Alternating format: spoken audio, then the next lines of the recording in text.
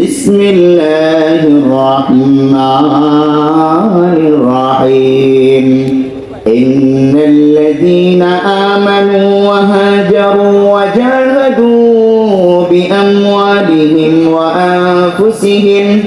وأنفسهم في سبيل الله والذين آووا ونصروا أولئك بعضهم أولياء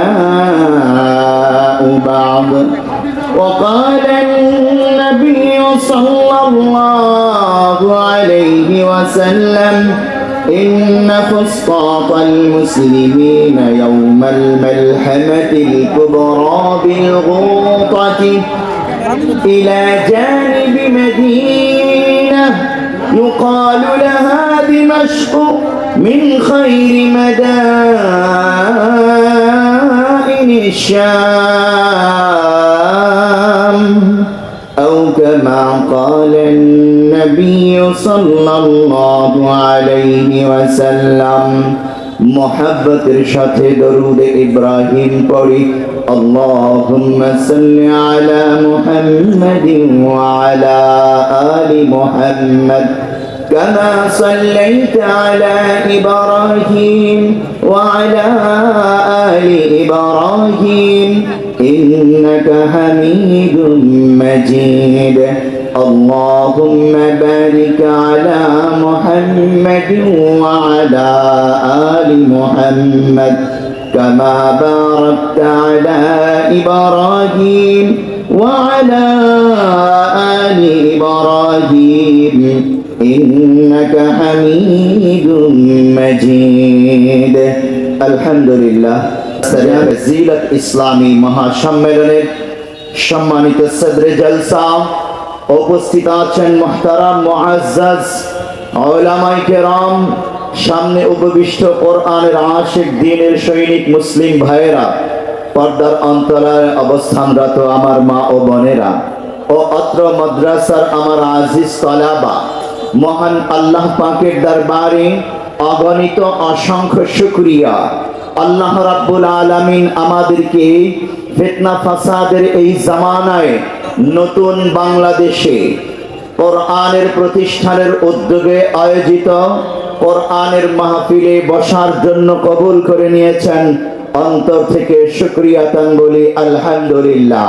জন্যে বিজয়ের মুকুট ইসলামী অঙ্গনে আন্তর্জাতিক পরিমণ্ডলে এনেছে হাফেজে কোরআনরা। 2024 খ্রিস্টাব্দে বাংলাদেশের জন্য 6 জন হাফেজে কোরআন আন্তর্জাতিক হিফজুল কোরআন প্রতিযোগিতায় অংশগ্রহণ করে ফার্স্ট, সেকেন্ড, থার্ড হয়ে বাংলাদেশকে বিশ্ব দরবারে তুলে ধরেছে। কোরআনের দাওয়াত সমগ্র বিশ্বব্যাপী পৌঁছে দিয়েছে বিশ্বজয়ী এই হাফেজ কোরআনরা, ঠিক কিনা? এই সকল মাদারেসে কওমিয়া যতদিন আছে ততদিন আমরা ইসলামী অঙ্গনে পারফর্ম করে বাংলাদেশকে বিশ্ব দরবারে তুলে ধরতে পারবো। অন্য কোন মাধ্যমে বাংলাদেশে অতীতে যতগুলো সরকার এসেছে, কোন সরকারের আমলেই বাংলাদেশকে ফার্স্ট, সেকেন্ড করার মতো অন্য কোন অঙ্গন ছিল না, সম্মানজনক মর্যাদাময় কোন অঙ্গন ছিল না। আলহামদুলিল্লাহ, মাদ্রাসার ছাত্ররাই বাংলাদেশকে বিশ্ব দরবারে তুলে ধরেছে। বারবার তারা প্রথম স্থান অধিকার করে বাংলাদেশকে কোরআনের ময়দানে চ্যাম্পিয়ন করেছে বলি আলহামদুলিল্লাহ। আমরা দোয়া করব 2025 খ্রিস্টাব্দে এটা যেন আরো বাড়ে। পৃথিবীতে বর্তমানে হাফেজে কোরআনের সংখ্যা কত?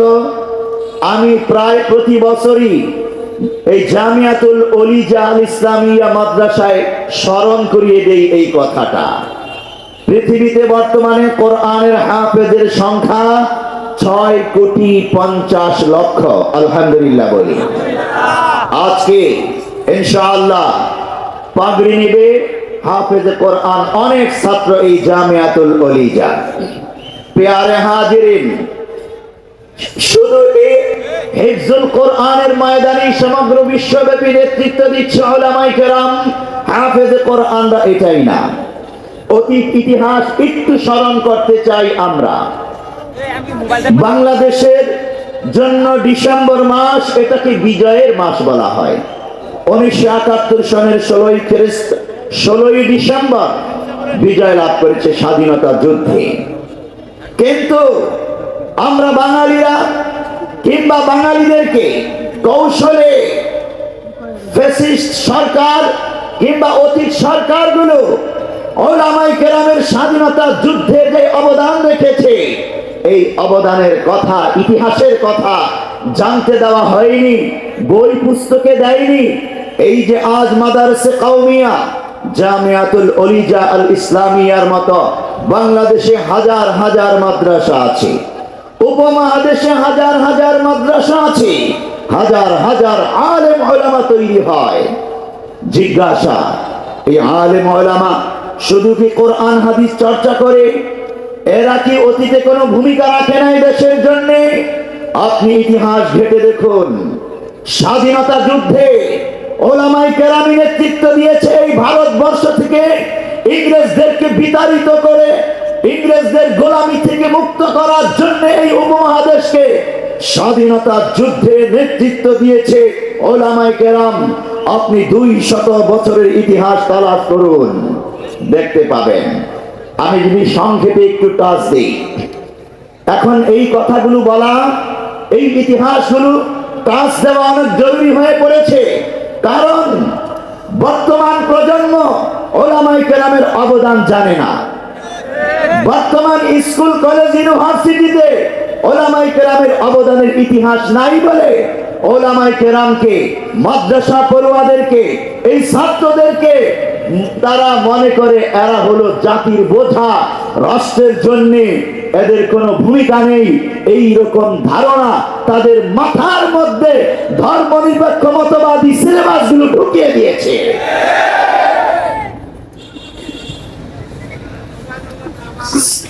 সেকুলারের পক্ষ শক্তির পতন ঘটেছে। এখন আর সেকুলারিজমের শিক্ষা দীক্ষা, ধ্যান ধারণা লালন করার কোন অর্থ নাই। এখন আমাদেরকে সঠিক ইতিহাস চর্চা করতে হবে। যে ইতিহাস আগে মুখ খুলে আপনি বলতে পারেন নাই, এখন আপনাকে সঠিক ইতিহাস, সঠিক অবদানের কথা তুলে ধরতে হবে। সংক্ষেপে যদি আমি উলামায়ে কেরামের স্বাধীনতা যুদ্ধে অবদানের কথা একটু সংক্ষেপে স্মরণ করিয়ে দিতে চাই, তাহলে ইংরেজরা সর্বপ্রথম এই বাংলাদেশ দিয়ে শুরু করেছে। 1757 খ্রিস্টাব্দে বাংলাদেশকে দখল করে নিয়েছে ইংরেজরা। নবাব সিরাজউদ্দৌলা ছিলেন বাংলা, বিহার, উড়িষ্যার স্বাধীন নবাব। উপমহাদেশে সর্বপ্রথম বাংলাদেশে হানা দিয়ে ইংরেজরা বাংলাদেশ, বাংলা মুলুক, তখন বাংলাদেশ নাম ছিল না, এই বাংলা মুলুক দখল করে নেয়। এরপরে 1803 খ্রিস্টাব্দে দিল্লি দখলের মধ্য দিয়ে পুরো ভারতবর্ষ তারা কবজা করে নেয়। 1947 খ্রিস্টাব্দ পর্যন্ত প্রায় 190 বছর গোলামীর জিঞ্জিরে আবদ্ধ রাখে আমাদেরকে এই ব্রিটেন এর ইংরেজরা। জিজ্ঞাসা, আমাদেরকে যে দখলদাররা কবজা করে নিল, আমাদেরকে গোলামীর জিঞ্জির পরিয়ে দিল, আমাদের স্বাধীনতা কেড়ে নিল, তখন কি কেউ স্বাধীনতা আন্দোলন করেনি? হ্যাঁ, করেছে। কারা করেছে? মুসলমানরা করেছে। নেতৃত্ব দিয়েছে কে? উলামায়ে কেরাম নেতৃত্ব দিয়েছে। প্যারে হাজিরিন, 1764 খ্রিস্টাব্দে একজন মুসলিম লিডার মীর কাসেম আলী স্বাধীনতা যুদ্ধ শুরু করেন। বক্সারের যুদ্ধে তিনি পরাজয় বরণ করেন, শহীদ হন, হাল ছাড়েননি। 1774 খ্রিস্টাব্দে একজন কোরআনের হাফেজ রহমত খান মিরানপুর কাটারা যুদ্ধে তিনি স্বাধীনতা যুদ্ধ করতে করতে শাহাদাত বরণ করেন। একজন আলেম, একজন হাফেজ কোরআন স্বাধীনতা যুদ্ধ শুরু করে বাংলা মুলুক থেকে সর্বপ্রথম। সেখানে কোন হিন্দুরা যুদ্ধে নেতৃত্ব দেয়নি, কোন জেন্টলম্যান নেতৃত্ব দেয়নি। কোরআনের হাফেজ উলামায়ে কেরাম সশস্ত্র লড়াইয়ের ময়দানে এই বাংলা মুলুক থেকে স্বাধীনতার যুদ্ধে নেতৃত্ব দেয়। পেয়ারে হাজির, আরো একটু সামনে যাই। ফাতেহ আলী টিপু, যাকে আমরা সুলতান টিপু সুলতান বলে চিনে থাকি, তিনি একজন আলেম। তৎকালীন যুগে পারিবারিক ভাবে একজন আলেমের কাছে ইলম শিখেছেন। মাথায় পাগড়ি ছিল, গায়ে জুব্বা ছিল, চাপদারি ছিল। ইংরেজের বিরুদ্ধে স্বাধীনতার লড়াই করতে করতে অবশেষে 1799 খ্রিস্টাব্দে মালভীর যুদ্ধে তিনি শাহাদাত বরণ করেন। মাথা নত করেননি। এভাবে উপমহাদেশে যখন ইংরেজরা পুরো ভারতবর্ষ দখল করে নিয়েছে, একজন তাজউদ্দীপ্ত আলেম মাওলানা শাহ আব্দুল আজিজ মুহাদ্দিসে দেহলভী রাহমাতুল্লাহি আলাইহি সর্বপ্রথম স্বাধীনতার ডাক দেন। 1806 খ্রিস্টাব্দে ভারতবর্ষ স্বাধীন করা, লড়াই করা, ইংরেজদের থেকে মুক্ত করা ফরজে আইন হয়ে গিয়েছে। এই স্বাধীনতার ঘোষণা যখন দেন এই বীর তাজউদ্দীপ্ত আলেম শাহ আব্দুল আজিজ মুহাদ্দিসে দেহলভী রাহমাতুল্লাহি আলাইহি, অগ্নি স্ফুলিঙ্গের ন্যায় পুরো ভারতবর্ষে ছড়িয়ে পড়ে তার এই স্বাধীনতার ডাক, স্বাধীনতার এই ঘোষণা। এটাকে আমরা ফাতাওয়া বলে চিনে থাকি। ওলামায়ে কেরাম যখন ডাক দেন স্বাধীনতা যুদ্ধের, ওটার নামও স্বাধীনতার ফাতাওয়া হয়ে যায়। সমগ্র ভারতব্যাপী বিভিন্ন জায়গায় আজাদী আন্দোলন শুরু হয়ে যায়। একের পর এক লড়াই চলতে থাকে। অবশেষে আঁটো বেঁধে মাওলানা সৈয়দ আহমদ বেরলভী রাহমাতুল্লাহি আলাইহি দীর্ঘ পরিকল্পনা করে মুজাহিদ বাহিনী গঠন করে খেলাফত ঘোষণা করেন ভারতবর্ষে। ইংরেজদের থেকে স্বাধীনতা লাভ করার জন্য সশস্ত্র যুদ্ধ শুরু করেন। 1827 খ্রিস্টাব্দে ব্যাপক লড়াই করতে করতে একের পর এক ভারতবর্ষের রাষ্ট্র স্বাধীনতা লাভ করতে থাকে। সেখানে খেলাফত প্রতিষ্ঠা করেন, আদালত, ইসলামী আদালত প্রতিষ্ঠা করেন। মানুষের মাঝে সুখ শান্তি ফিরে আসে, স্বাধীনতা ফিরে আসে। আমি জিজ্ঞাসা করতে চাই, এখানে নেতৃত্ব দিয়েছিলেন কে? একজন বিদর্ভ আলেম মাওলানা সৈয়দ আহমদ বেরলভী রাহমাতুল্লাহি আলাইহি। বালাকট রণাঙ্গনের ইতিহাস আপনারা জানেন। 1831 খ্রিস্টাব্দে বালাকটের রণাঙ্গনে সেই আলেম মাওলানা আহমদ বেরলভী রাহমাতুল্লাহি আলাইহি এবং কমান্ডার ইন চিফ আরেকজন আলেম মাওলানা ইসমাইল শহীদ রাহমাতুল্লাহি আলাইহি লড়াই করতে করতে বালাকট প্রান্তরে শিবির স্থাপন করেছেন। ফজরের নামাজ পড়ছিলেন। হিন্দুদের গাদ্দারির কারণে, শিখদের গাদ্দারির কারণে ফজরের নামাজ পড়া অবস্থায় পিছন থেকে অতর্কিত হামলা করে এই বীর মুজাহিদ আলেমদেরকে শহীদ করে দেওয়া হয় বালাকটের রণাঙ্গনে। ও মুসলমান, ইতিহাস জলজ্যান্ত জীবন্ত ইতিহাস, স্বাধীনতা যুদ্ধের ইতিহাস, ওলামায়ে কেরামের রক্ত দেওয়ার ইতিহাস, আলেম ওলামার শহীদ হওয়ার ইতিহাস। তখন কোন জেন্টলম্যানকে খুঁজে পাওয়া যায় নাই, কোন হিন্দু বেনিয়াদেরকেও খুঁজে পাওয়া যায় নাই। আমি শুধু ইতিহাস বলছি। ব্যাপকভাবে কেন ওলামায়ে কেরামের অবদানকে আর উপেক্ষা করা হবে? স্মরণ করিয়ে দেওয়ার জন্যই জামিয়াতুল উলিজার এই সম্মেলন থেকে একটু টাচ দিয়ে যাচ্ছি। এরপরে 1831 খ্রিস্টাব্দে বাংলাদেশে ইংরেজ বিরোধী স্বাধীনতা যুদ্ধের নেতৃত্ব দেন কে? নারকেলবাড়িয়ায় বাঁশের কেল্লা গঠন করে ইংরেজ বিরোধী স্বাধীনতা যুদ্ধের নেতৃত্ব দেন কে? তিনি একজন কোরআনের হাফেজ। এই বাংলাদেশের কোরআনের হাফেজ নিসার আলী তিতুমির। তার নামে তিতুমির কলেজ আছে মহাখালীতে। আবদার করবো আজকের সম্মেলন থেকে শুধু তিতুমির কলেজ নয়, নাম পাল্টে হাফেজ তিতুমির কলেজ নামকরণ করার উদাত্ত আহ্বান জানাই। কোরআনের হাফেজ নেতৃত্ব দিয়েছে স্বাধীনতা যুদ্ধে। তার নাম থেকে হাফেজ শব্দটা তোমরা কেটে দাও। কোন অধিকারে জিজ্ঞাসা আমাদের? প্যারে হাজিরিন, ওলামায়ে কেরামের অবদানকে ভুলিয়ে রাখার জন্যই বিগত ফ্যাসিস্টের এই চক্রান্ত। হাফেজ নিসার আলী তিতুমীরের সেই 1831 খ্রিস্টাব্দে স্বাধীনতা যুদ্ধ করতে করতে তিনি শাহাদাত বরণ করেন। এরপরে 1840 খ্রিস্টাব্দ থেকে নিয়ে 1857 খ্রিস্টাব্দে এই বাংলা মুলুকে আজাদী আন্দোলনে নেতৃত্ব দেন কে? মাওলানা মুহসিন উদ্দিন দুদুমিয়া। ফরাইজি আন্দোলনে বাহাদুরপুরের হাজী শরীয়তুল্লাহ উত্তরসূরি মুহসিন উদ্দিন মাওলানা মুহসিন উদ্দিন দুদুমিয়া স্বাধীনতা আন্দোলনে নেতৃত্ব দেন। অবশেষে 1857 সনের আজাদী আন্দোলনে ইংরেজদের দ্বারা তিনি বন্দী হয়ে যান কারাগারে। এই বাংলা মুলুকের, এই বাংলাদেশের, এই বাহাদুরপুরের বীর সন্তান মাওলানা মুহসিন উদ্দিন দুদুমিয়া আজাদী আন্দোলন করতে গিয়ে ইংরেজ কারাগারে বন্দী হয়ে যান। 1857 সনে 100 বছরের ইতিহাস, 1757 থেকে 1857 পর্যন্ত 100 বছরের ইতিহাস সংক্ষেপে শোনালাম। নেতৃত্ব দিয়েছেন কে? ওলামায়ে কেরাম। মুসলমানদের ছিল যুদ্ধটা ইংরেজদের বিরুদ্ধে স্বাধীনতা যুদ্ধ। 1857 খ্রিস্টাব্দে ব্যাপকভাবে আজাদী আন্দোলন শুরু করেন। ডাক দেন আরেকজন আলেম, দারুল উলুম দেওবন্দের প্রতিষ্ঠাতা মাওলানা কাসেম নানুতুবি রহমতুল্লাহ আলাইহি। আল্লাহু আকবার।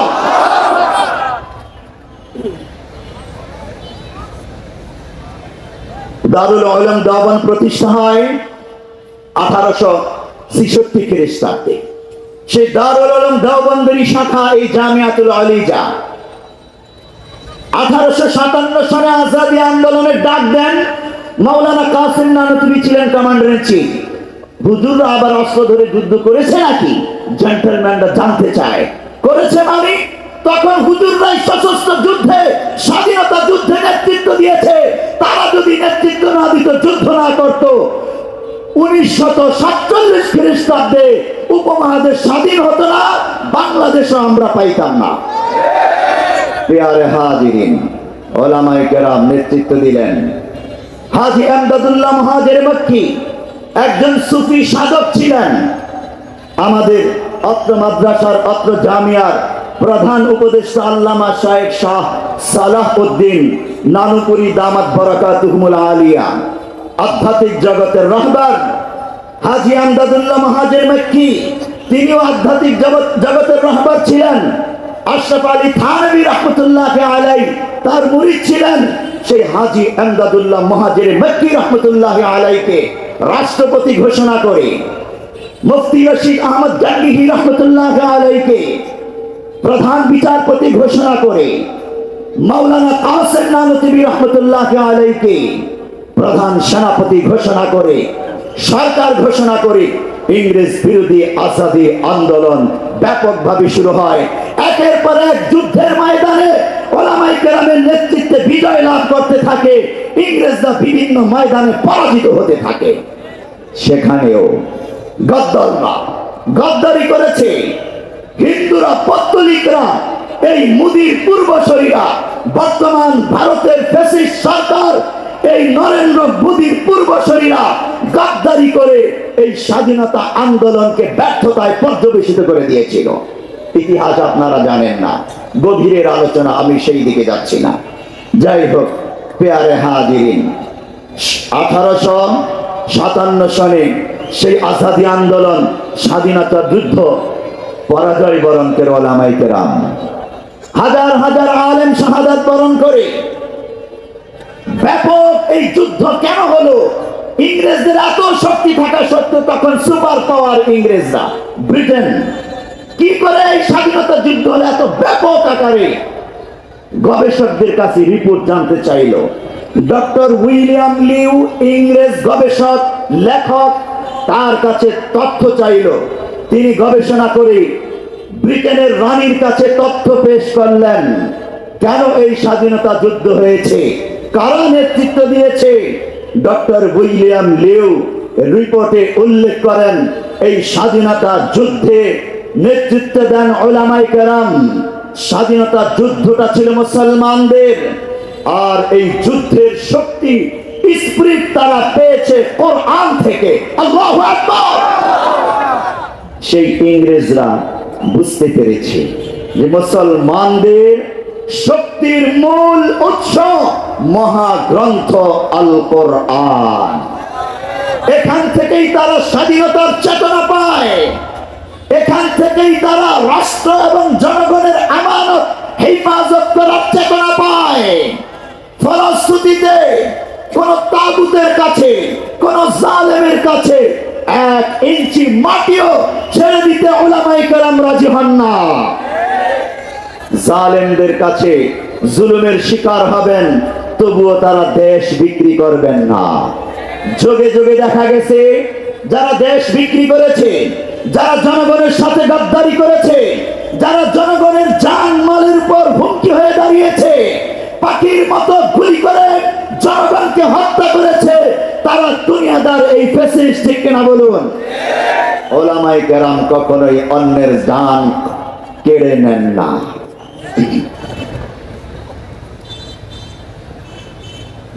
1857 সনে অতঃপর সেই ব্রিটেন থেকে অর্ডার আসলো, আলেমদেরকে বেছে বেছে ফাঁসির কাস্টে ঝুলাও। আপনারা ইতিহাস খুঁজে দেখবেন, উলামায়ে কেরামকে মাত্র 2 বছরে বেছে বেছে 50,000 আলেমকে ওই স্বাধীনতা যুদ্ধে অংশগ্রহণ করার কারণে 50,000 আলেমকে হত্যা করেছে তারা। এই অবদান আপনি ভুলবেন কি করে? এই ইতিহাস আপনি ভুলে যান কি করে? আপনি শুধু 71-এর ইতিহাসের চর্চা করেন। আরে 71 স্বাধীন হতো না যদি 1947-এ এই উপমহাদেশ স্বাধীনতা লাভ করত, উলামায়ে কেরাম স্বাধীন না করতেন।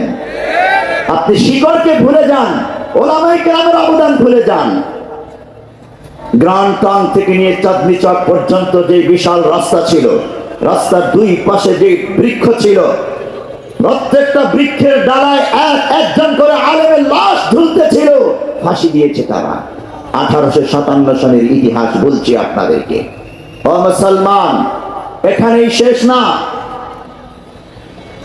1860 খ্রিস্টাব্দ এবং 61 খ্রিস্টাব্দ, এই 2 বছর ব্রিটেন থেকে অর্ডার আসলো কোরআন থেকে, যেহেতু তারা স্বাধীনতা যুদ্ধের জিহাদের স্পিরিট পায়, ভারতবর্ষে কোরআন রাখা যাবে না। তারা কোরআনের কপি জ্বালিয়ে দিল, নিষিদ্ধ করলো। 3 লক্ষ কোরআনের কপি পুরো ভারতবর্ষ থেকে একাত্র করে তারা আগুন দিয়ে পুড়িয়ে দিয়েছে। নাউজুবিল্লাহ বলি।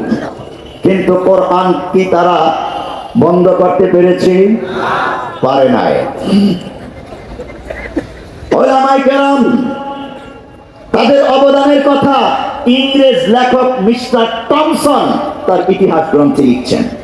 তিনি দিল্লির তাঁবুতে বসা, তিনি বলছেন, হঠাৎ একদিন আমার নাকের মধ্যে পোড়া লাশের গন্ধ আসলো। কোত্থেকে আসে গন্ধ? বের হলাম তাঁবু থেকে, গিয়ে দেখি 40 জন আলেমকে উলঙ্গ করে আগুনে পুড়িয়ে হত্যা করে ফেলা হয়েছে। স্বাধীনতা যুদ্ধে তারা অংশ নিয়েছিল।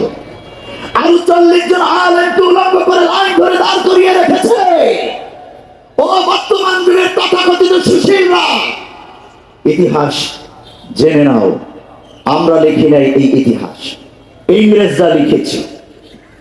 যে মিস্টার টমসন বলছেন 40 জন আলেমকে উলঙ্গ করে দাঁড় করিয়ে রেখেছে, ইংরেজ অফিসার জিজ্ঞেস করতেছে একজন একজন আলেম করে, যে বলো তোমরা স্বাধীনতাকে সমর্থন করো না, স্বাধীনতা যুদ্ধে অংশগ্রহণ করনি, তাহলে তোমাদেরকে ছেড়ে দিব। ইংরেজ রাইটার মিস্টার টমসন বলছেন, আমার সৃষ্টিকর্তার কসম, একজন আলেমও ইংরেজ অফিসারের কাছে মাথা নত করে নাই, বরং প্রত্যেক আলেম বীর দর্পে মাথা উঁচু করে বলেছে, আমরা স্বাধীনতা যুদ্ধ করেছি, আমরা স্বাধীনতাকে সমর্থন করি, আমরা আল্লাহ করে নবীর সামনে কি করে মুখ দেখাবো যদি আমরা আজ অস্বীকার করি? আমার জীবন বাঁচানোর জন্য আমরা অস্বীকার করতে পারি না। আমাদের জীবন চলে যায় যাক, শাহাদাত বরণ করব, আমরা দীপ্ত কণ্ঠেই বলবো আমরা ভারতবর্ষের স্বাধীনতার জন্য লড়াই করেছি, স্বাধীনতার যুদ্ধ সমর্থন করি আমরা। ইংরেজ অফিসার একের পর এক ওদেরকে আগুনে ধাক্কা দিয়ে ফেলে ফেলে জীবন্ত ভাবে শহীদ করে দিচ্ছিল। ও মুসলমান, এই ইতিহাস আপনার আর আমার নাই। ওলামায়ে কেরাম এই আত্মত্যাগ করেছেন, তাদের আত্মত্যাগের বদৌলতেই এই উপমহাদেশ স্বাধীন হয়েছে। ভারতবর্ষে হিন্দুরা স্বাধীনতার ডাক দেয়নি। দেখুন, আমি 1857 সনের আজাদী আন্দোলনের কথা বললাম। এরপর 1866 সনে দারুল উলুম দেওবন্দ প্রতিষ্ঠা হয়। কাসেম নানতুবি করেন, কোরআনের মাদ্রাসাগুলো সব বন্ধ করে দিয়েছে ইংরেজরা, ওলামায়ে কেরামকে হত্যা করেছে। ভবিষ্যতে ইসলামের শিক্ষা কি করে বাঁচবে? আর ইংরেজ বিরোধী স্বাধীনতা আন্দোলন কে টিকিয়ে রাখবে? সৈনিক তৈরি করা দরকার। এই জন্য দারুল উলুম দেওবন্দ প্রতিষ্ঠা করেন। আলহামদুলিল্লাহ, দারুল উলুম দেওবন্দের সূর্য সন্তানরা একের পর এক আজাদী আন্দোলনের নেতৃত্ব দেন।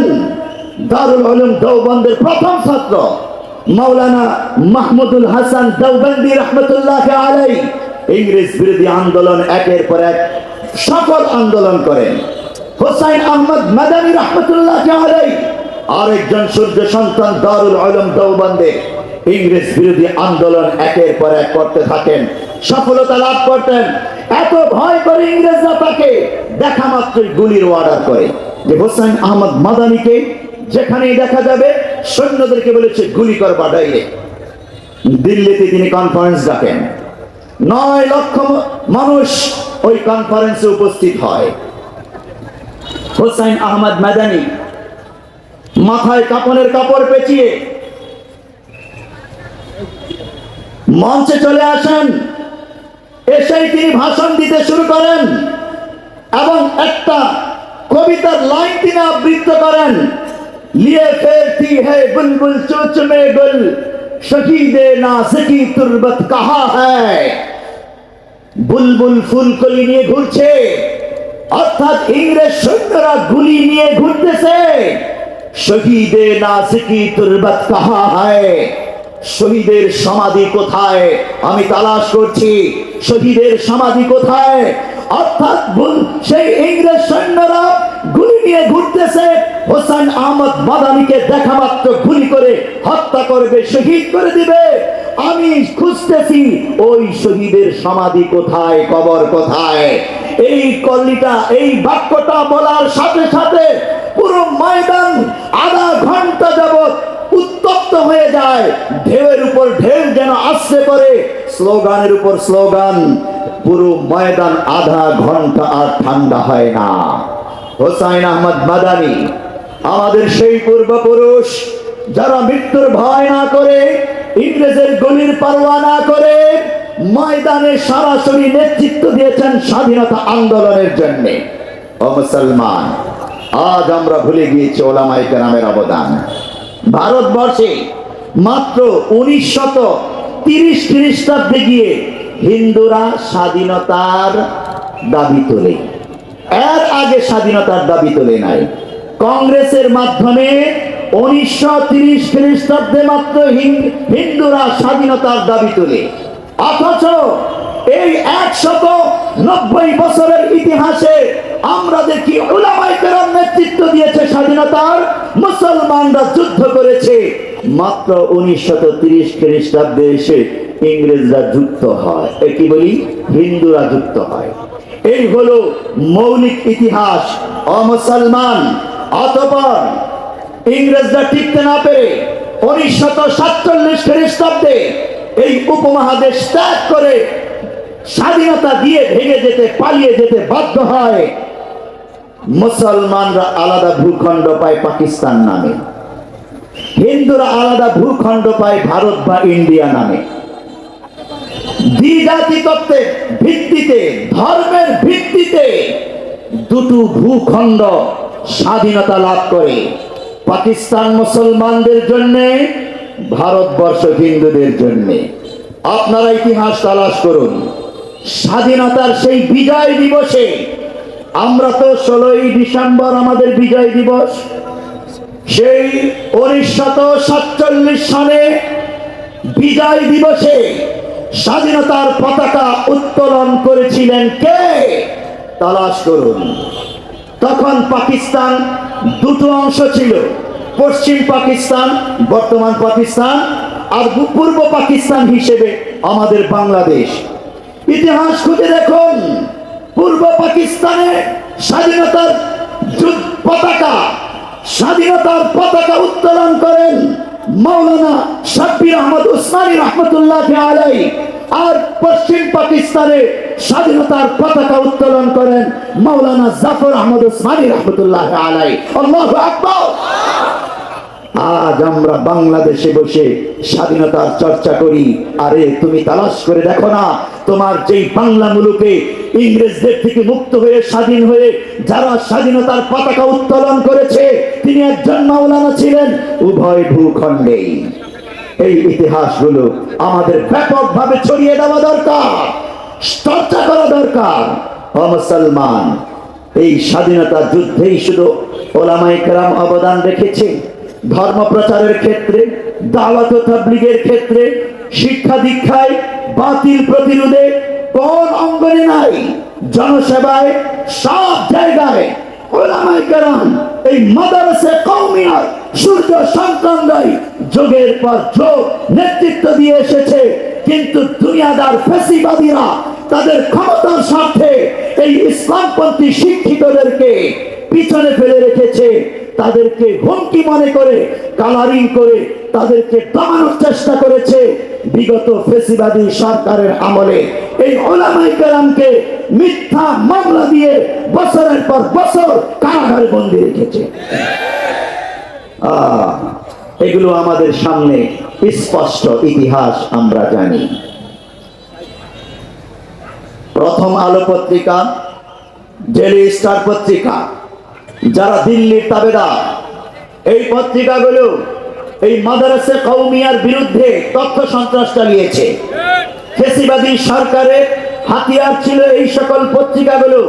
ফ্যাসিবাদী সরকার যখন ইচ্ছে করত কোন মাদ্রাসার আলেমকে জঙ্গি সাজিয়ে বন্দী করা দরকার, ওই যুবকরা হুমকি জঙ্গি সাজিয়ে বন্দী করা দরকার। ফ্যাসিবাদের এই পত্রিকাগুলো, এই মিডিয়াগুলো তখন জঙ্গি সাজানো হতো। এই দাড়ি টুপিওয়ালাদেরকে জঙ্গি বানিয়ে একটা নাটক সাজাতো, একটা বাড়ির ভিতরে তাদেরকে আটকে রেখে ফালাও করে প্রচার করে দিত মিডিয়ায়। জঙ্গিরা ওখানে আস্তানা গেড়েছে, ওদেরকে গ্রেফতার করার জন্য যৌথ বাহিনী হানা দিয়েছে, অপারেশন চালিয়েছে। আপনারা গত কয়েকদিন আগেই আমার দেশ পত্রিকা নতুন করে আবার বাংলাদেশে পথ চলা শুরু করেছে। এই পত্রিকাকে ফ্যাসিবাদী সরকার বন্ধ করে দিয়েছিল, তার সম্পাদককে গ্রেফতার করেছে। এখন তিনি মুক্ত, স্বাধীন। আমার দেশ পত্রিকা মুক্তি লাভ করার পরে প্রথম যে রিপোর্ট আমরা দেখলাম দ্বিতীয় দিনেই 9 জন যুবক, তারা ডিবির অফিসে ছিল, দাড়ি টুপিওয়ালা যুবক, কেউ বা কলেজের ইউনিভার্সিটির যুবক। এখন জঙ্গি খেলা খেলতে হবে। কি করে খেলবে? এই 9 জন যুবক, এরা নিরীহ, ডিবি অফিসে ছিল, এদেরকে নিয়ে একটা বাড়িতে, ঢাকার একটা বাড়িতে, জাহাজ বাড়ি বলে, ওখানে রাখলো। আর মিডিয়াতে ওই যে বললাম জঙ্গিবাদী মিডিয়া, সন্ত্রাসী মিডিয়া, ফ্যাসিবাদী মিডিয়া ব্যাপকভাবে ফলাও করে প্রচার করতে লাগলো এই বাড়িতে জঙ্গি আছে, বাহির থেকে পুলিশ, র্যাব, বিজিবি অ্যাটেনশনে আছে, অ্যাটাক করবে। অথচ কি বিস্ময়কর, ওরা নিজেরা ওই হাজত থেকে এনে ওদেরকে বাড়িতে রাখছে। জঙ্গি খেলা খেলতেছে, নাটক এখন ভিতরে রেখেছে, আর এইভাবে বলতেছে এই বাড়িতে জঙ্গি আস্তানা, কি প্রস্তুতি, অস্ত্র শস্ত্র নিয়ে। ওরে বাবা, নাটক সাজালো। আর আমরা সাধারণ বাংলাদেশের মানুষ গাধার মতো ওদের কথাই বিশ্বাস করতে লাগলাম। আর ওরা ভিতরে গুলি করলো। আপনারা তখন হয়তো পত্রিকা মারফত জানতে পেরেছেন 9 জন যুবককে ওই বাড়িতেই ক্রস ফায়ার করে গুলি করে হত্যা করে ফেলা হয়, আর ছড়িয়ে দেওয়া হয় মিডিয়ায় 9 জন জঙ্গিকে ক্রস ফায়ারে হত্যা করা হয়েছে। এভাবেই বাংলাদেশের মানুষকে বোকা বানিয়েছে ফ্যাসিবাদী শক্তিগুলো। ও মুসলমান, অনেক ওলামায়ে কেরামকে ঠিক এভাবে জঙ্গি কার্ড দিয়ে কারাগারে বন্দী করেছে। আজও কিছু আলেম বন্দী আছে। মাদানীনগর মাদ্রাসা শেখুল হাদিস ছিলেন এবং নায়েবে মুহতামিম মাওলানা আকবর আলী, তার সাথে আমার সরাসরি কারাগারের ভিতরে দেখা হয়েছে। কোলাকুলি করেছেন, আমার পিঠে হাত বুলিয়েছেন, দোয়া করেছেন, দোয়া চেয়েছেন। এই শেখুল হাদিস বয়োবৃদ্ধ একজন আলেম, একটি বিশাল বড় দাওরা হাদিস মাদ্রাসার নায়েবে মুহতামিম, সন্দীপী পীর সাহেবের জামাতা, সেই ব্যক্তিকে জঙ্গির মামলা দিয়ে প্রায় 8 বছর যাবৎ কারাগারে বন্দী রাখা হয়েছে।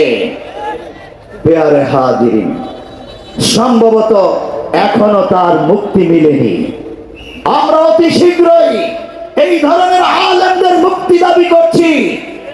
জঙ্গি মিথ্যা মামলা দিয়ে নাটক সাজিয়ে এই সকল উলামায়ে কেরামকে বন্দী রাখেছে ফ্যাসিবাদী সরকার।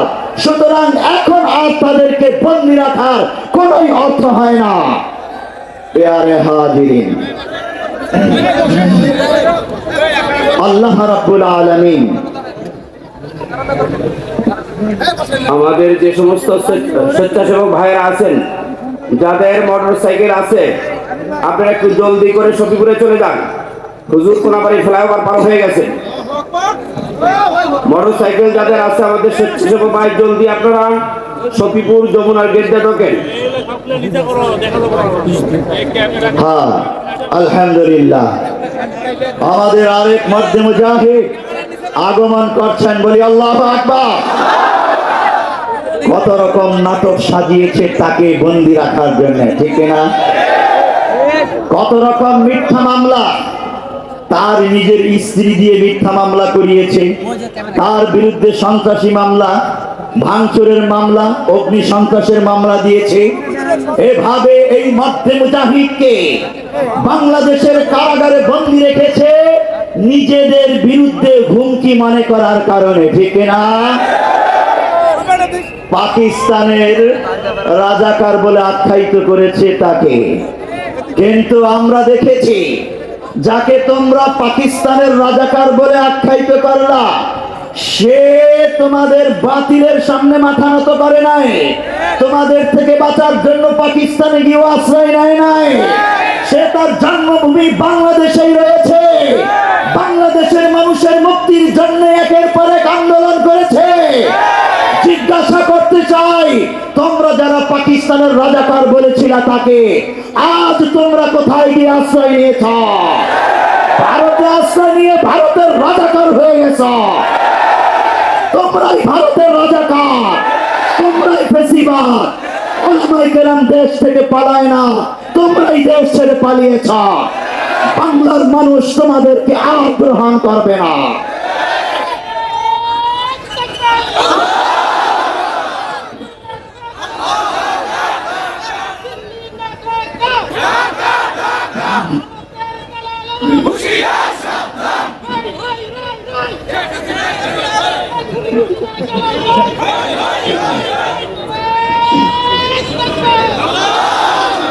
পেয়ারে হাজিরিন, আর অল্প কিছুক্ষণ কয়েকটা কথা বলবো। আমাদের মেহমান মধ্যে মুজাহিদ যেহেতু আসতেছেন, তার কণ্ঠে, দারাজ কণ্ঠে আমরা ব্যাঘ্র গর্জন শুনবো ইনশাআল্লাহ। আল্লাহ রাব্বুল আলামিন ইরশাদ করছেন, ইন্নাল্লাযীনা আমানু ওয়া হাজারু ওয়া জাহাদু বিআমওয়ালিহিম ওয়া আনফুসিহিম ফি সাবিলিল্লাহ। যারা ঈমান এনেছেন, হিজরত করেছেন এবং নিজের জান মাল দিয়ে আল্লাহর রাস্তায় জিহাদ করেছেন, ওয়াল্লাযীনা আওয়াউ ওয়া নাসারু আর যারা এই মধ্যে মুজাহিদদেরকে সাহায্য করেছে, সহায়তা করেছে ইসলাম বিজয়ের জন্য, দেশের জন্য, জনগণের মুক্তির জন্য, যারা এই মধ্যে মুজাহিদদেরকে সাহায্য করেছে, উলাইকা বা'দুহুম আউলিয়াউ বা'দ, এরা পরস্পর একে অপরের বন্ধু। আনসার এবং মুহাজির, এই মধ্যে মুজাহিদরা ইসলাম প্রতিষ্ঠার জন্য, দেশের মুক্তির জন্য, মানুষের মুক্তির জন্য একে অপরকে সহায়তা করেছে। এরাই হলো পরস্পর বন্ধু, এরাই হলো আল্লাহর প্রকৃত দোস্ত। আল্লাহ রাব্বুল আলামিন বলছেন, ওয়াল্লাযীনা কাফারু বা'দুহুম আউলিয়াউ বা'দ, আর যারা কাফের ওরা কখনো মুসলমানদের বন্ধু হয় না, একে অপরের বন্ধু হয় কাফেররা, জালেমদের বন্ধু হয় কাফেররা, মুসলিমের বন্ধু হয় না। এভাবে আল্লাহ রাব্বুল আলামিন দুটো জাতির পার্থক্যকে তুলে ধরলেন। উলামায়ে কেরাম, ইমানদার মুসলমান, মুহাজির, আনসার, তারা পরস্পরের বন্ধু এবং এরা আল্লাহ তাআলার বন্ধু। কাফেরদেরকে কখনোই তোমরা নিজেদের বন্ধু মনে করবে না। ও মুসলমান, যুগে যুগে আমরা ইতিহাস দেখেছি, যুগে যুগে আমরা ইতিহাস দেখেছি, যারা ইমানদার, যারা কোরআন হাদিসের ধারক বাহক, কখনোই কাফেররা তাদেরকে বন্ধু বানাতে পারে নাই, তাদেরকে বন্ধু মনে করতে পারে নাই। বরং যারা ইসলামের বিরুদ্ধাচরণকারী মুনাফিক, মুসলিম নামধারী মুনাফিক, যুগে যুগে দেখা গেছে তারাই কাফেরদের বন্ধু হয়।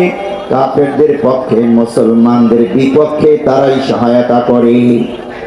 আমরা সিরিয়ার দিকে তাকাই, সিরিয়াতে ফ্যাসিবাদী সরকার বাশার আল আসাদ পতন ঘটেছে। 2011 খ্রিস্টাব্দ থেকে নিয়ে 2024 খ্রিস্টাব্দ পর্যন্ত এই 14 বছরে এই বাশার আল আসাদ শিয়া সরকার, জালেম ফ্যাসিবাদী সরকার 5 লক্ষ মুসলমানকে হত্যা করেছে। সিরিয়ার 5 লক্ষ মুসলমানকে হত্যা করেছে। সিরিয়ার 1 কোটি মুসলমান নির্যাতিত হয়ে দেশ ছেড়ে ভেগে পালাতে বাধ্য হয়েছে। তুরস্কের মধ্যে 40 লক্ষ মুসলমান শরণার্থী হিসেবে আশ্রয় নিয়েছে। কারাগারের মধ্যে 1.5 লক্ষ মুসলমানকে পাওয়া গেছে যারা জুলুমের শিকার হয়েছে, এই ফ্যাসিবাদ সরকারের জুলুমের শিকার হয়েছে। মুজাহিদরা আল্লাহ করে নাম নিয়ে 2011 থেকে লড়াই শুরু করে 2024 পর্যন্ত লড়াই করতে করতে অবশেষে এই কিছুদিন আগে এই ডিসেম্বর মাসে তারা স্বাধীনতা লাভ করে, মুসলমানরা বিজয় লাভ করে। আর ফ্যাসিবাদী সরকার তারা দেশ থেকে ভেগে পালিয়ে যায়।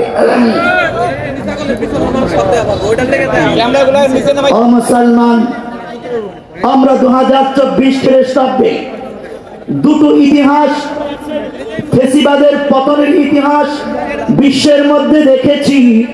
একটি হলো বাংলাদেশে 5ই আগস্ট, আরেকটি হলো ডিসেম্বর মাসে সিরিয়ার ফ্যাসিবাদের পতন। আল্লাহু আকবার। আরো 4 দিন বাকি আছে এই বছরে। আরো 2-1টা ফ্যাসিবাদের যদি বিশ্ব থেকে পতন ঘটে, ইতিহাস আরো সমৃদ্ধ হবে এই 2024 খ্রিস্টাব্দে।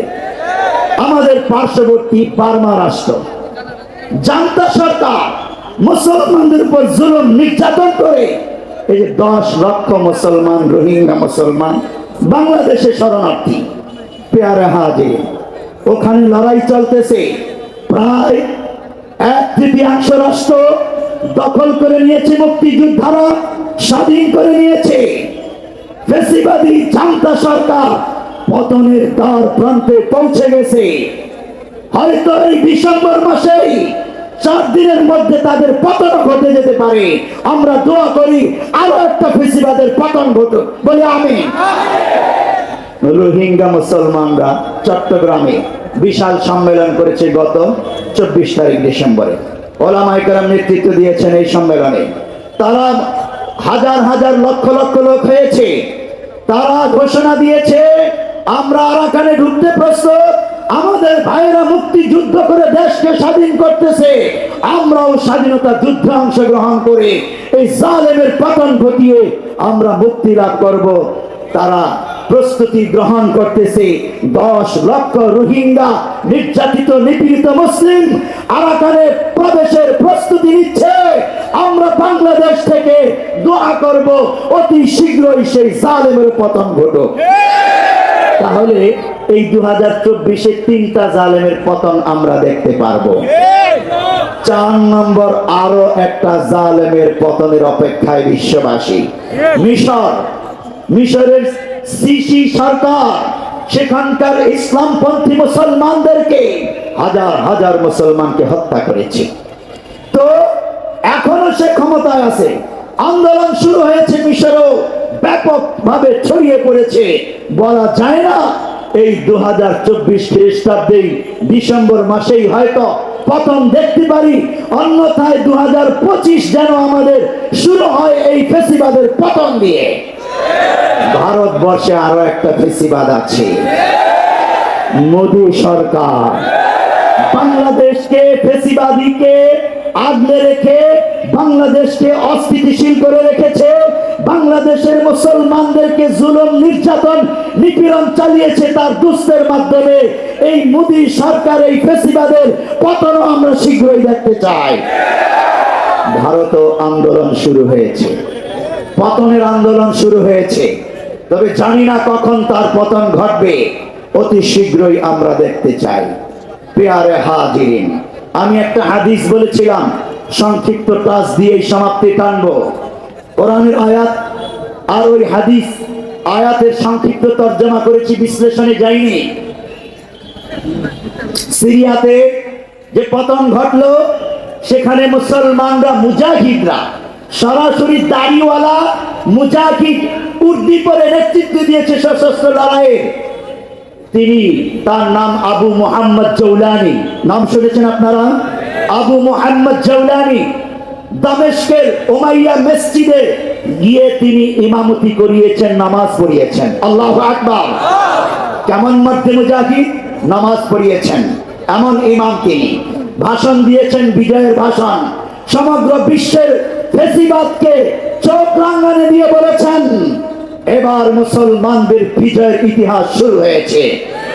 এবং আল্লাহর নবী যে হাদিস বলে গিয়েছেন, এই দামেস্কের উমাইয়া মসজিদেই অবতরণ করবেন শেষ জামানায়, যখন তৃতীয় বিশ্বযুদ্ধ শুরু হবে। দাজ্জালকে হত্যা করার জন্য এই মসজিদের ছাদে সাদা মিনারের কাছে নামবেন হযরত ঈসা ইবনে মারইয়াম। আল্লাহু আকবার!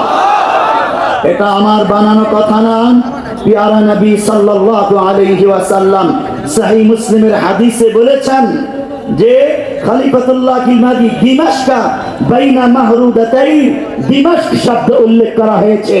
দামেস্কের এই সেই মসজিদ উমাইয়া মসজিদ, এখানে নামবেন খলিফাতুল্লাহ বিল মাহদি, যাকে ইমাম মাহদি বলে আমরা চিনি। তিনি ইমামতি করার জন্য দাঁড়াবেন। জিজ্ঞাসা করতে পারেন তিনি ওখানে ইমামতি করতে দাঁড়াবেন কেন? দামেস্কে তার কি কাম? হাদিসটা তাহলে শুনুন। আল্লাহর নবী বলেছেন সুনানে আবু দাউদ 4998 নম্বর হাদিস, পিয়ারা নবী বলেছেন ইন্না ফুসকাতাল মুসলিমিনা ইয়াওমাল মালহামাতিল কুবরা বিল গুতাতি। তৃতীয় বিশ্বযুদ্ধের সময় মহাযুদ্ধ, মালহামাতুল কুবরা মহাযুদ্ধ, বিশ্বযুদ্ধের সময় মুসলমানদের সামরিক হেডকোয়ার্টার হবে গুতা শহরে। জিজ্ঞাসা, গুতা শহর কোথায়? আল্লাহর নবী বলেছেন ইউকালু লাহা দিমাশক, দামেস্ক বলা হয়। দামেস্কের 8 মাইল পূর্বে এই গুতা নামক শহর। খলিফাতুল্লাহ বিল মাহদি ওখানে সামরিক হেডকোয়ার্টার ঘোষণা করে সমগ্র পৃথিবীতে কুফরি শক্তির বিরুদ্ধে জিহাদ করতে থাকবেন। মুসলমানদের স্বাধীনতার যুদ্ধ, সারা পৃথিবী মুক্ত করার যুদ্ধ। ও মুসলমান, ওটা যেহেতু দামেস্কে এবং খলিফা মাহদি উমাইয়া মসজিদে নামাজ পড়াবেন, একামত হয়ে গেছে। আল্লাহর নবীর হাদিস আছে, আমি সংক্ষেপ করছি। তখন ঈসা আলাইহিস সালাম ওই মসজিদের ছাদের উপর নামবেন, ফেরেশতার উপর কাঁধে ভার করে সিঁড়ি দিয়ে নিচে যখন নেমে আসবেন সবাই চিনে ফেলবে। এই তো সেই প্রতিষ্ঠিত খলিফাতুল্লাহ হযরত ঈসা ইবনে মারইয়াম আগমন করেছেন। সাথে সাথে রাস্তা করে দিবেন সামনে, বলবেন আপনি ইমামতের নেতৃত্ব দিন, নামাজের ইমামতি করান। আপনারা জিজ্ঞাসা করবেন তিনি হলেন ঈসা আলাইহিস সালাম, ইনজিল কিতাব তার উপর নাজিল হয়েছে, তিনি ইমামতি করবেন কেমনে? কোরআন শরীফ কি তার মুখস্থ ছিল? ইমামতি করবেন কেমনে? জিজ্ঞাসা আছে কি নাই? সহিহ মুসলিমের হাদিস 155 নম্বর হাদিস, আল্লাহর নবী বলছেন আম্মাকুম বিকিতাবি রাব্বিকুম ওয়া বিসুন্নতি নাবিয়্যিকুম, হযরত ঈসা ইবনে মারইয়াম তোমাদের রবের কিতাব কোরআন অনুযায়ী রাজত্ব করবেন এবং তোমাদের নবীর সুন্নতকে প্রতিষ্ঠা করবেন। আল্লাহু আকবার। তাহলে ঈসা আলাইহিস সালামের কোরআন মুখস্থ থাকবে। সুবহানাল্লাহ বলুন। আসমানে বসে বসে তিনি কোরআন মুখস্থ করলেন কেমনে? এই হাদিস থেকে স্পষ্ট বোঝা যায়, জেনে বুঝে আলেমরা যখন তাকে ইমামতির জন্য সামনে বাড়িয়ে দিবে, সুস্পষ্ট বোঝা যায় কোরআন তার মুখস্থ আছে বলেই তো করেছেন বা করবেন। প্যারে হাজিরিন, হযরত ঈসা ইবনে মারইয়াম সেই দামেস্কের জামে মসজিদে অবতরণ করবেন, অতঃপর নেতৃত্ব দিবেন, দাজ্জালকে হত্যা করবেন, সারা পৃথিবীর কুফরি শক্তিকে কচুকাটা করে বিদায় করবেন। আল্লাহর নবী হাদিসে বলেছেন সমগ্র পৃথিবীর প্রতি ইঞ্চি ইঞ্চি মাটিতে কালিমা খচিত ইসলামের পতাকা উত্তীর্ণ হবে। আল্লাহু আকবার। দ্বিতীয় কোন রাষ্ট্র থাকবে না, একটাই রাষ্ট্র হবে সারা পৃথিবীতে, ইসলামী রাষ্ট্র। দ্বিতীয় কোন শাসক থাকবে না, একজনই শাসক হবেন, মুসলিম শাসক। দ্বিতীয় কোন পতাকা থাকবে না, একটি পতাকা কালিমা খচিত ইসলামী পতাকা। দ্বিতীয় কোন সেনাবাহিনী থাকবে না, একটি সেনাবাহিনী মুসলিম মুজাহিদ সেনাবাহিনী। আজকে কুফরি শক্তি যাদেরকে জঙ্গি বলে কালারিং করতে চায়, ফেসিবাদ অতীতে যাদেরকে জঙ্গি বলেছে, সেই সেনাবাহিনী সমগ্র পৃথিবীতে নেতৃত্ব দেবে ইনশাআল্লাহ। আল্লাহর নবী ভবিষ্যৎবাণী ঘোষণা করে গিয়েছেন। প্যারে হাজিরিন, এই সিরিয়ার ব্যাপারে প্যারা নবী একটা হাদিসে ইরশাদ করেছেন, আল্লাহুম্মা বারিক লানা ফি শামিনা ওয়া ফি ইয়ামানিনা, আয় আল্লাহ আমাদের শাম এই সিরিয়াতে বরকত দাও। সাহাবারা বলল, কিছু সাহাবী উপস্থিত নজদ অঞ্চলে, বলে ইয়া রাসূলুল্লাহ আমাদের নজদেও আল্লাহ বরকত দিন, একটু দোয়া করেন। আল্লাহর নবী আবার বললেন আল্লাহুম্মা বারিক লানা ফি শামিনা। শাম বলতে তৎকালীন যুগে সিরিয়া, জর্দান, ফিলিস্তিন, লেবানন, এই চারটা রাষ্ট্র। ইসরায়েল তো অবৈধ রাষ্ট্র, এটা ফিলিস্তিনের অন্তর্ভুক্ত ছিল। আল্লাহর নবী এই ফিলিস্তিনের বরকতের জন্য দোয়া করেছেন এবং শেষ যুগে আল্লাহর নবী বলেছেন এই ফিলিস্তিনের জনগণের উপর আল্লাহর সাহায্য সরাসরি আসমান থেকে অবতরণ করবে। এই যে ঈসা ইবনে মারইয়াম আসবেন। প্যারে হাজিরিন, ফেসিবাদের পতন হয়েছে সিরিয়ায়, জালেমের পতন হয়েছে, তাদের পতনের মধ্য দিয়েই ভবিষ্যতের বিশ্ব মুসলমানের নেতৃত্ব দেওয়ার বিশ্বের পটভূমি তৈরি হয়েছে সিরিয়া থেকে। আল্লাহু আকবার।